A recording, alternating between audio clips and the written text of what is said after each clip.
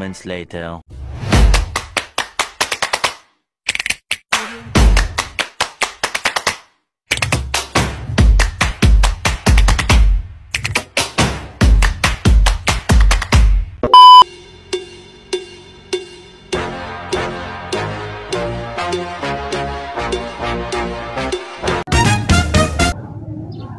Hai semuanya, perkenalkan saya Intan Kristina Safira Bau, mahasiswi Universitas Indonesia Raya, Prodi Manajemen Fakultas Ekonomi dan Bisnis. Di video kali ini kita akan bahas topik yang serius, tapi jangan terlalu tegang, karena kita akan mengobrol tentang soal etika dalam menerima endorsement. Di era serba digital ini, banyak orang bisa viral jadi influencer, lalu dapat tawaran produk. Tapi kalau setiap postingan isinya, ini bukan iklan, tapi ini yang barang yang saya suka banget. Itu jujur atau modus?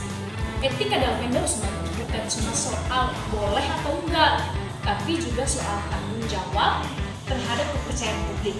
Nah, di sini kita bakal bahas aturan tak tertulis yang sering dilanggar bahkan kadang tanpa sadar. Penasaran kan? Yuk kita bahas dengan santai, tapi tetap kritis. Let's go! Sebelum kita membahas topik lebih lanjut, kita perlu tahu apa itu endorsement. Endorsement itu pada dasarnya adalah dukungan dari publik, biasanya dari tokoh terkenal terhadap suatu produk atau jasa. Tujuannya apa? Ya untuk meningkatkan kepercayaan konsumen, juga menarik minat beli.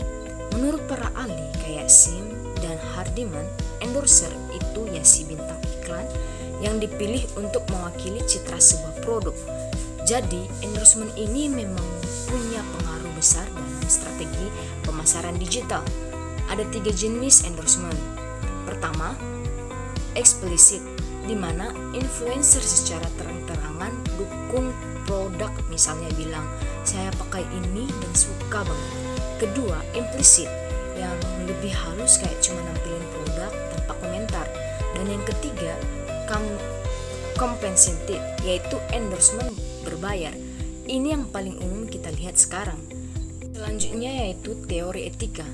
Di bagian ini kita bahas landasan teorinya. Ada teori deontologi yang fokus kewajiban moral, lalu utilitarianisme yang nilai etika dari hasilnya, mana yang paling membawa manfaat. Etika kebijakan bicara soal karakter yang baik, dan terakhir etika komunikasi yang menekankan pentingnya kejujuran dan tanggung jawab dalam menyampaikan pesan. Regulasi dan kode etik. Regulasi penting banget buat mengarahkan praktik endorsement. Di Amerika ada FTC atau Federal Trade Commission yang mewajibkan influencer untuk transparan kalau kontennya sponsor. Di Indonesia ada Kominfo juga mendorong transparansi konten berbayar. Bahkan beberapa negara udah punya asosiasi influencer buat jaga standar etikanya. Selanjutnya, masalah etika dalam endorsement. Sayangnya masih banyak pelanggaran etika. Misalnya influencer nggak terang-terangan bilang itu iklan atau promosi produk yang belum aman. Ada juga yang manipulasi emosi audiens, dan yang paling parah kasih testimoni palsu. Semua ini bisa merusak kepercayaan publik. Selanjutnya ada tanggung jawab moral influencer.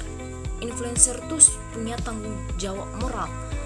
Mereka harus sadar kontennya punya dampak, harus jujur, akurat, gak menyesatkan publik cuma buat cuan.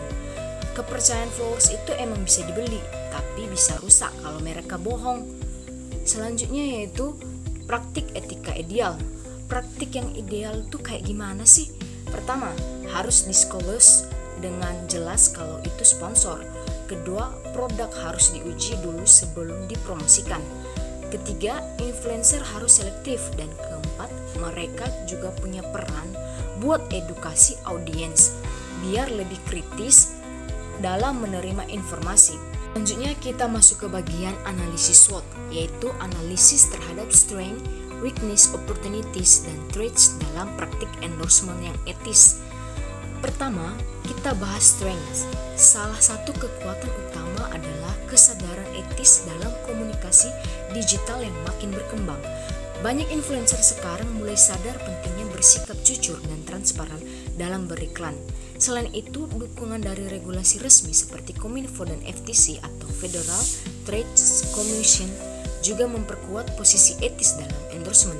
Ditambah lagi adanya panduan atau praktik ideal membuat influencer bisa lebih bertanggung jawab.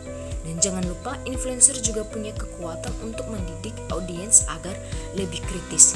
Ini nilai plus yang besar banget.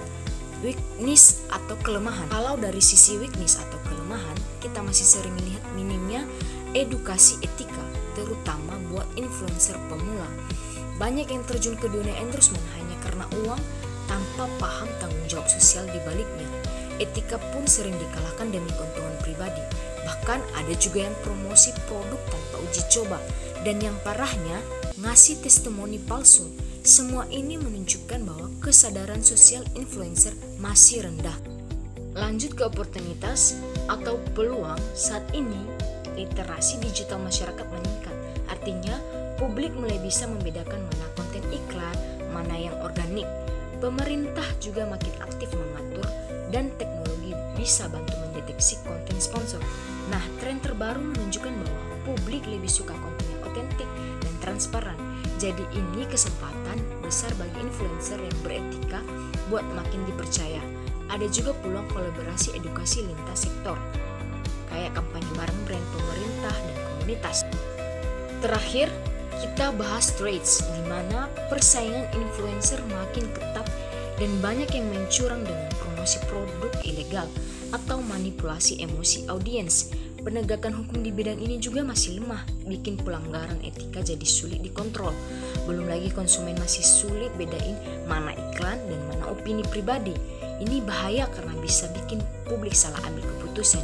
Jadi gimana strategi yang bisa diambil dari analisis ini? Pertama, ada strategi trades opportunity. Kita manfaatkan kekuatan seperti kesadaran etis dan dukungan regulasi untuk mendukung peluang edukasi, kolaborasi, dan pengembangan teknologi transparansi. Kedua, strategi weakness opportunity. Atasi kelemahan kayak minim edukasi, etika, dengan memanfaatkan peluang tren edukasi digital dan keterbukaan publik. Misalnya bikin pelatihan etika digital buat influencer pemula. Ketiga itu strategi strength trade. Gunakan kekuatan regulasi dan kesadaran etika untuk menghadapi ancaman seperti produk ilegal dan manipulasi emosi. Edukasi publik dan memperkuat standar promosi bisa jadi kunci di sini. Dan yang keempat, weakness trade.